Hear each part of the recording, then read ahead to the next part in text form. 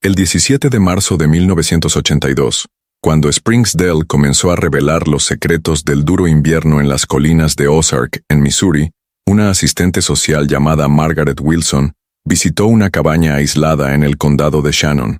Lo que encontró cambiaría para siempre su comprensión sobre los límites del aislamiento social y las consecuencias del abandono institucional en las comunidades rurales americanas. La propiedad de los Shelton estaba a 27 km de la ciudad más cercana, Current River. Era accesible solo por un camino de tierra que se volvía intransitable durante las lluvias de primavera. La familia vivió prácticamente sin contacto con el mundo exterior durante más de 3 décadas. La visita de Margaret fue motivada por una queja anónima recibida por el Departamento de Servicios Sociales de Missouri, en la que se alegaba que los niños vivían en condiciones insalubres y posiblemente sufrían abusos. Al llegar a la propiedad, Margaret fue recibida por Elijah Shelton, de 47 años, un hombre de estatura media, barba gris y ojos azules intensos, que parecían cargar con el peso de generaciones de aislamiento. Elijah vivía en la cabaña con su hermana Martha Shelton, de 43 años, y 3 niños, Thomas, de 12 años, Sadie, de 9, y el pequeño Jacob, de solo 5 años. La cabaña, construida por el abuelo de Elijah en la década de 1920, era una estructura de madera con 2 habitaciones, una cocina y una sala de estar. La propiedad incluía un pequeño granero, un huerto y un pozo. No había electricidad ni agua corriente. El aislamiento era casi total, con viajes ocasionales a la ciudad para comprar suministros que no podían producir.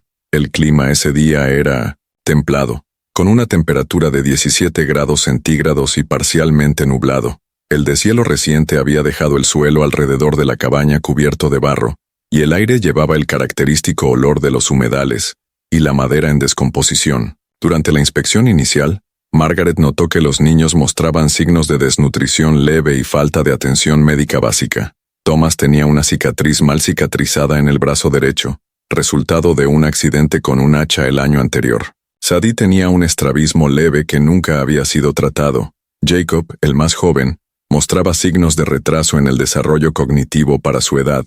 Sin embargo, lo que llamó la atención de Margaret fueron las similitudes físicas entre los niños y los 2 adultos. Todos compartían rasgos llamativos, los mismos ojos azules intensos, la misma estructura ósea facial, el mismo formato de oreja, características que sugerían no solo parentesco, sino también una consanguinidad muy cercana. Cuando se le preguntó por la madre de los niños, Elijah vaciló un momento antes de responder que su esposa había muerto durante el parto de Jacob. Martha permaneció en silencio, evitando el contacto visual con la trabajadora social. Fue en ese momento cuando Margaret comenzó a sospechar que la historia no tenía sentido. Los registros del condado no encontraron ningún certificado de matrimonio de Elijah Shelton. De hecho, los únicos documentos encontrados fueron los certificados de nacimiento de Elijah y Martha, hijos de Harold y Edith Shelton, y un registro de propiedad de tierras fechado en 1924. Los niños no tenían certificados de nacimiento oficiales. La familia Shelton se aisló gradualmente después de la muerte de los padres de Elijah y Martha, en un incendio en 1973. Desde entonces, los hermanos cortaron casi todos los lazos con la comunidad local, visitando la ciudad solo para necesidades básicas. Los residentes de Current River describieron a Elijah como un hombre reservado y sospechoso, que evitaba las interacciones prolongadas. Las primeras sospechas de que Martha podría ser la madre biológica de los niños comenzaron a formarse en 1900. La mente de Margaret mientras observaba la dinámica familiar, la forma en que Jacob se aferraba a las faldas de Martha, cómo intuía las necesidades de cada niño, y cómo su mirada revelaba un vínculo maternal profundo que iba más allá del de una tía. Si deseas seguir más casos como este, que sacuden a la sociedad en su conjunto y revelan verdades ocultas, suscríbete al canal para no perderte ninguna investigación. La investigación formal del caso Shelton comenzó el 24 de marzo de 1982, una semana después de la visita inicial de Margaret Wilson. El Departamento de Servicios Sociales de Missouri, en conjunto con el sheriff del condado de Shannon, envió un equipo para evaluar la situación. El equipo estaba compuesto por Margaret, el policía David Tanner y el doctor Robert Hayes, pediatra. El primer obstáculo que encontró el equipo fue la resistencia de Elijah. Cuando se le hicieron preguntas más directas sobre el origen de los niños, se puso a la defensiva, alegando que las autoridades no tenían derecho a interferir en la vida de su familia.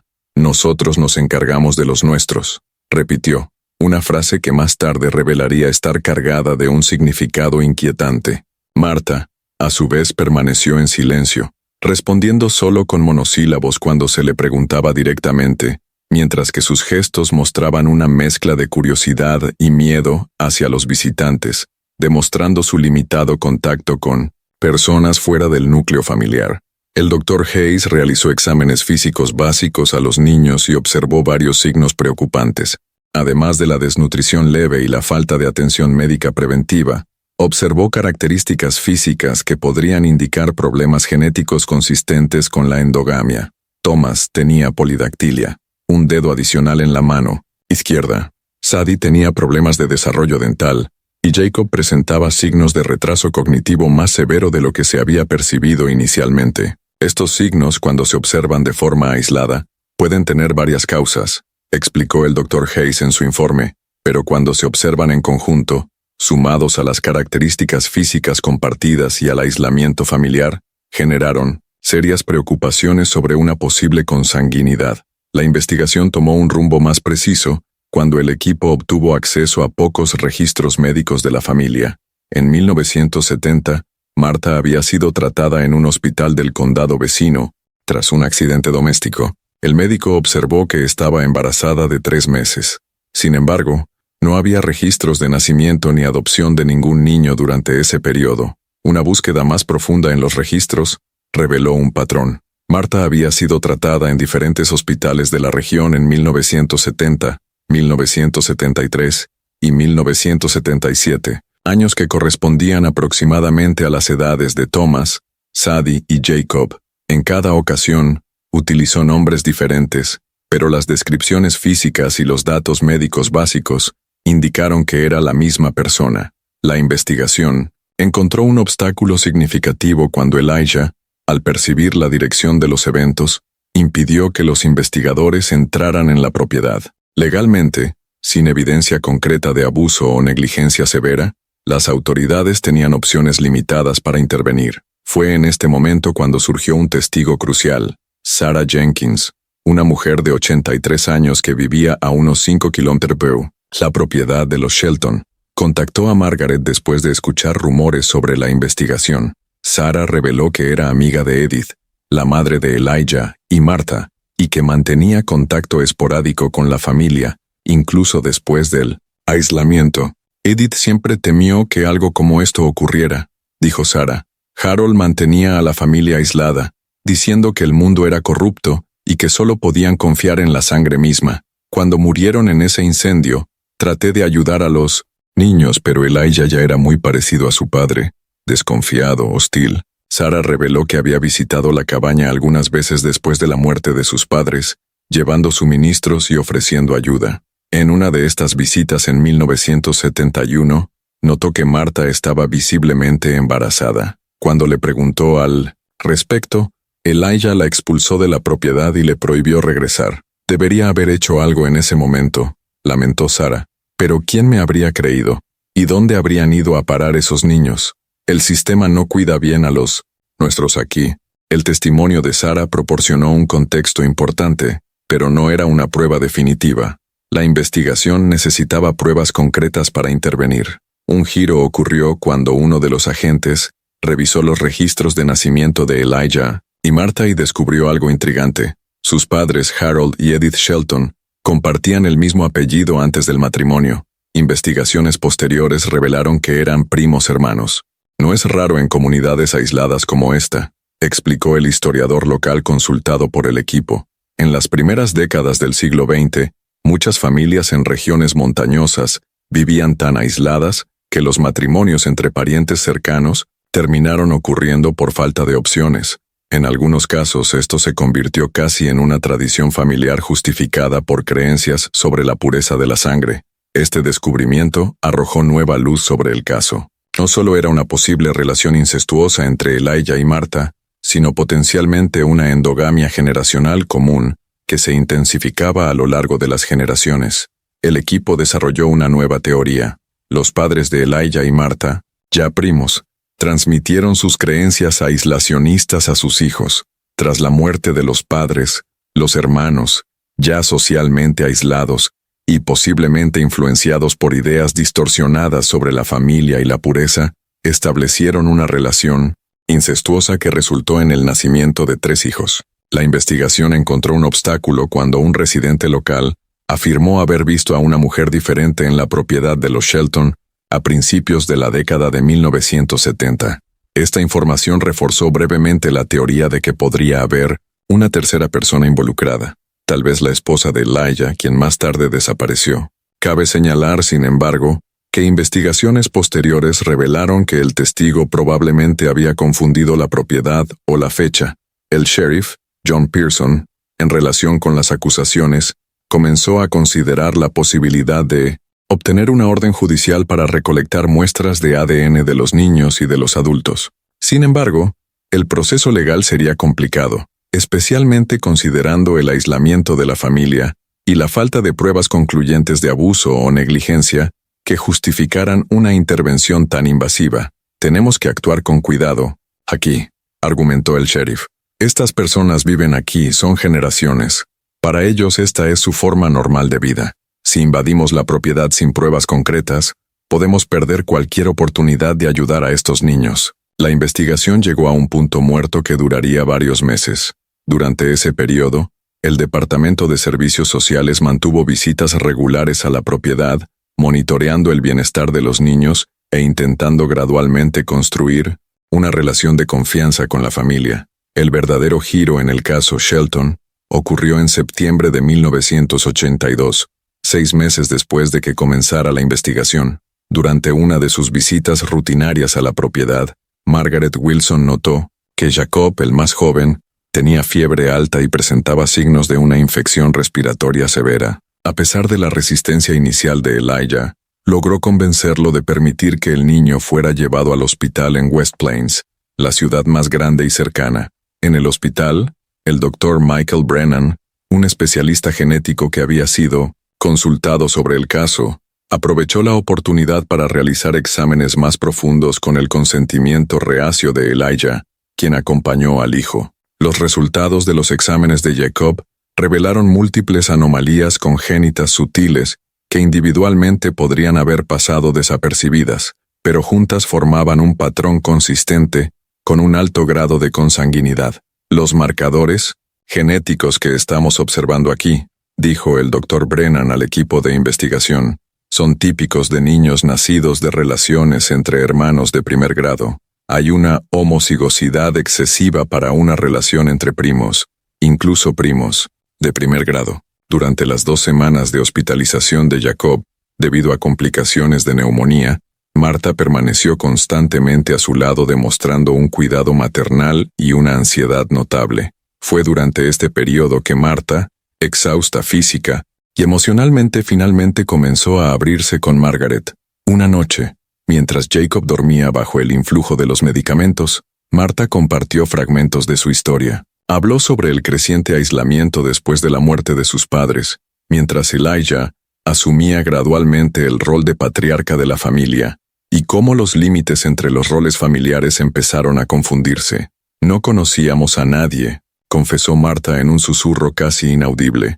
Elijah decía que el mundo exterior quería separarnos, hacernos daño, solo podíamos confiar en nosotros. Aunque Martha no admitió explícitamente ser la madre biológica de los niños en esta conversación, sus palabras y emociones hicieron que la situación fuera cada vez más clara para Margaret. Hermanos, la trabajadora social, con extremo cuidado para no romper la frágil confianza que se estaba estableciendo, evitó hacer preguntas directas sobre la paternidad, centrándose en ofrecer apoyo emocional. Mientras tanto, la investigación documental continuaba. Un avance significativo ocurrió cuando los investigadores localizaron a un pastor itinerante, el reverendo Samuel Miller, que había visitado comunidades aisladas en las colinas de Ozark durante las décadas de 1960 y 1970. El reverendo Miller mantenía un diario detallado de sus visitas diarias, incluyendo observaciones sobre las familias que encontraba. En una entrada fechada en junio de 1969, describió una visita a la propiedad de los Shelton. Visité hoy a la familia Shelton. Sus padres murieron recientemente en circunstancias trágicas, dejando 2 hijos adultos, Elijah, de 34 años, y Martha, de 30. Los encontré viviendo en extrema pobreza y aislamiento. Ofrecí asistencia espiritual y material, pero fui recibido con sospecha, especialmente por el joven Elijah. Algo en la dinámica entre los hermanos me pareció perturbador. Martha parecía sumisa, casi temerosa. Temía que, sin la influencia moderadora de sus padres, por aislacionistas que fueran, la situación pudiera deteriorarse. Tengo la intención de volver, pero confieso que me sentía impotente. Una entrada posterior de abril de 1971 fue aún más reveladora. Regresé a la propiedad Shelton después de casi 2 años. Me impidió la entrada Elijah, que parecía aún más hostil y paranoico. Desde lejos, pude ver brevemente a Martha. Parecía estar en un estado avanzado de embarazo. Cuando le mencioné esto a Elijah, sugiriendo que pudieran necesitar atención médica, se enfureció, acusándome de esparcir mentiras y amenazándome con agredirme si no me iba de inmediato. Informé mis preocupaciones al sheriff local, pero me dijeron que sin pruebas concretas de abuso, no se podía hacer nada. Estas montañas guardan sus secretos, y temo que algunos de ellos sean demasiado oscuros para soportar la luz del día. El diario del reverendo Miller proporcionó la primera evidencia contemporánea del embarazo de Martha, corroborando las sospechas de la investigación. Otro evento crucial ocurrió cuando las autoridades lograron localizar los registros médicos de un hospital de Springfield, donde Martha había sido tratada en 1977 bajo el nombre de Mary Smith. Los registros confirmaron que había sido hospitalizada en trabajo de parto avanzado y que había dado a luz a un niño prematuro con múltiples complicaciones de salud, incluyendo problemas respiratorios y un leve defecto cardíaco. La fecha de nacimiento coincidía con la edad aproximada de Jacob. El equipo médico de la época notó preocupaciones sobre posibles anomalías genéticas y sugirió más pruebas, pero Mary Smith dejó el hospital contra el consejo médico en 1980, cuando su condición y la del bebé se estabilizaron. Mientras Jacob se recuperaba en el hospital, el Dr. Brennan, con autorización judicial limitada, realizó exámenes adicionales que revelaron que el niño tenía una rara condición genética llamada síndrome de Apert, caracterizada por malformaciones en el cráneo, la cara, las manos y los pies.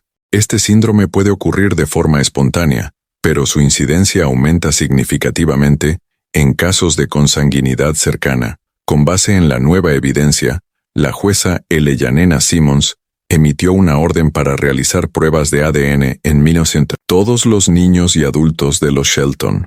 Los resultados obtenidos en noviembre de 1982 fueron concluyentes.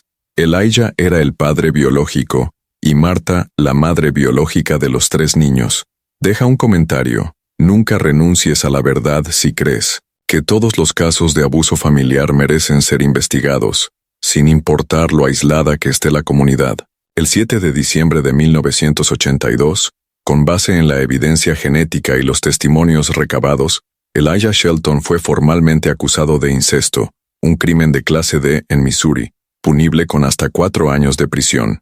Martha, considerada víctima debido a la evidencia de coerción psicológica prolongada, no enfrentó acusaciones criminales, pero su capacidad para cuidar de los niños fue cuestionada en el tribunal. El juicio de Elijah Shelton comenzó en febrero de 1983 y atrajo una significativa atención mediática regional, a pesar de los esfuerzos por mantener el caso relativamente discreto y proteger la privacidad de los niños. El Tribunal del Condado de Shannon albergó uno de los casos más complejos y moralmente desafiantes en su historia. Durante el juicio, la defensa de Elijah, liderada por el defensor público Gerald Thompson, argumentó que el aislamiento extremo y el ambiente disfuncional en el que había crecido habían comprometido su capacidad para discernir normas sociales y morales básicas.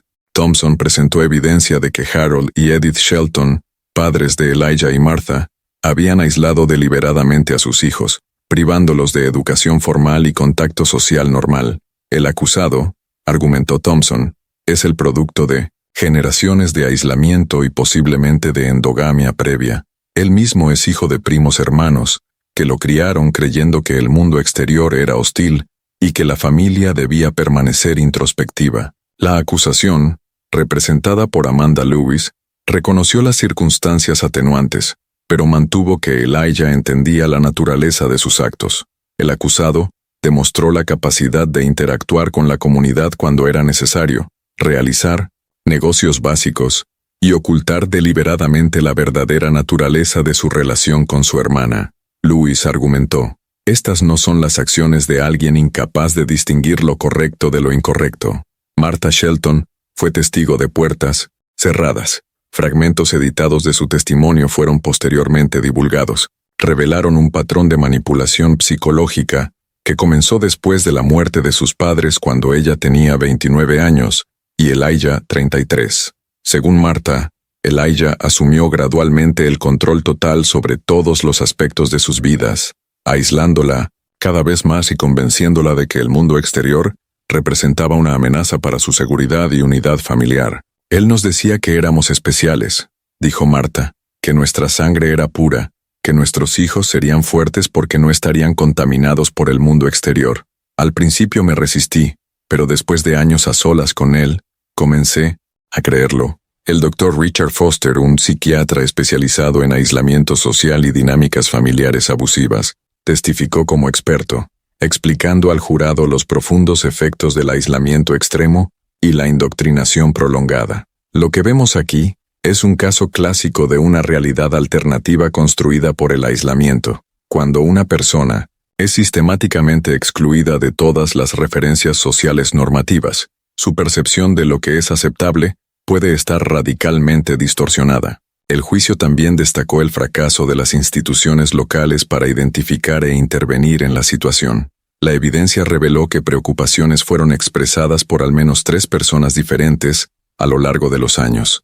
El reverendo Miller, la vecina Sarah Jenkins y un empleado de la tienda de suministros de Current River, quienes notaron similitudes entre los niños y los adultos que ocasionalmente visitaban la tienda. En ninguno de los casos se dio un seguimiento adecuado por parte de las autoridades, lo que reveló fallos sistémicos en la supervisión de comunidades aisladas y en la protección de personas vulnerables en áreas rurales remotas. Después de 2 semanas de testimonios, el jurado consideró a Elijah Shelton culpable de incesto, pero recomendó una pena reducida debido a las circunstancias atenuantes. La jueza Elena Simmons lo sentenció a 3 años de prisión, con la posibilidad de libertad condicional después de 18 meses, y ordenó tratamiento psicológico obligatorio. En su declaración final, la jueza Simmons señaló, este caso representa un fracaso colectivo, no solo del acusado, quien aún es responsable de sus actos, sino de una sociedad que permite que familias enteras sean marginadas por nuestros sistemas de protección y apoyo. El aislamiento geográfico no debería significar abandono institucional. En cuanto a los niños, el tribunal ordenó que permanecieran temporalmente bajo custodia estatal, mientras Martha recibía tratamiento psicológico intensivo.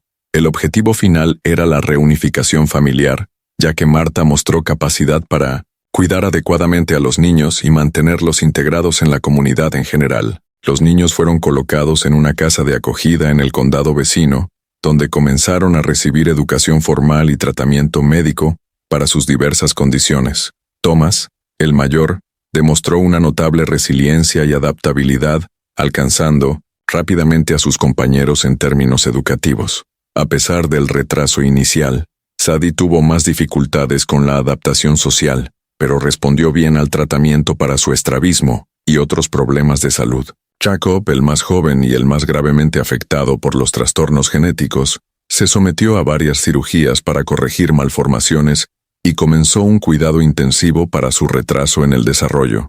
Las pruebas genéticas completas revelaron que los 3 niños eran portadores de múltiples anomalías genéticas resultantes de la endogamia. Thomas presentó problemas principalmente menores, como la polidactilia, que ya había sido corregida quirúrgicamente, y una predisposición a ciertas enfermedades autoinmunes. Sadie presentó problemas más significativos, incluida una rara deficiencia enzimática que afectaba su metabolismo y requería medicación continua. Jacob, como se identificó previamente, padecía el síndrome de Apert, entre otras complicaciones, que requerirían atención médica durante toda su vida. El caso Shelton provocó cambios significativos en las políticas de servicio en Missouri y los estados vecinos. La Ley Shelton, aprobada por la Asamblea Legislativa Estatal en 1985, estableció protocolos más rigurosos para el monitoreo de familias en áreas aisladas, incluidas visitas regulares de trabajadores sociales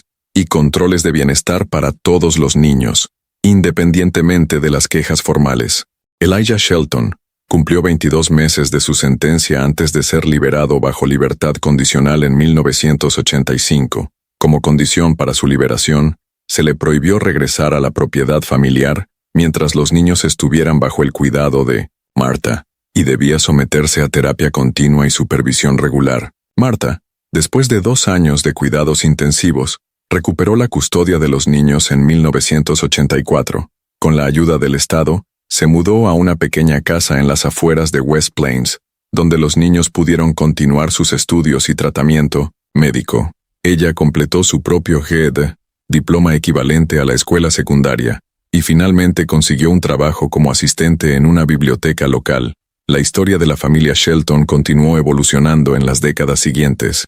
Thomas, el hijo mayor, superó las adversidades de su crianza y se graduó en servicio social, dedicando su carrera a ayudar a niños en situaciones de vulnerabilidad. Similarmente, Sadie enfrentó más dificultades luchando contra problemas crónicos, de salud y desafíos psicológicos relacionados con su pasado, pero terminó encontrando estabilidad como artista y artesano. Jacob, a pesar de sus limitaciones físicas y cognitivas, conquistó una vida semi-independiente con el apoyo de la comunidad y se convirtió en defensor de los derechos de las personas con discapacidades en áreas rurales. El caso Shelton sigue siendo un estudio icónico en facultades de trabajo social y derecho en todo el país, ilustrando las complejas intersecciones entre el aislamiento geográfico, la pobreza rural, las dinámicas familiares disfuncionales y los fracasos institucionales. También destaca los efectos físicos y psicológicos de la endogamia, no solo en los niños directamente afectados, sino también en generaciones posteriores. En 2002, 20 años después del descubrimiento inicial, Margaret Wilson, ya retirada, reflexionó sobre el caso en una entrevista con un periódico local. Lo que más impresiona al mirar atrás es cómo algo tan extremo pudo suceder prácticamente a la vista de todos. No, era una cabaña en medio de la nada. Estaba a menos de 1.130 kilómetros de una ciudad en un país con recursos e instituciones supuestamente capaces de proteger a los vulnerables. Nos hace pensar cuántos otros casos similares existen, escondidos en valles remotos o a la vista de todos, esperando que alguien preste atención. La propiedad original de los Shelton, abandonada durante años, fue finalmente vendida por el Estado en 1990. La cabaña se desplomó con el tiempo, pero la tierra sigue siendo un recordatorio silencioso de cómo el aislamiento extremo puede distorsionar realidades y perpetuar ciclos de daño durante generaciones. Si has llegado hasta aquí, es porque te importan estos casos que marcan a las familias para siempre. Deja un comentario diciendo: vi este video para saber quién realmente se interesa por la búsqueda de la verdad. No olvides disfrutar este video y compartirlo con aquellos que también valoran la comprensión de las complejidades de la naturaleza humana y la importancia de sistemas de protección efectivos. Si aún no te has suscrito al canal, suscríbete ahora para seguir más investigaciones de casos que nos hacen reflexionar sobre nuestra sociedad y responsabilidad colectiva.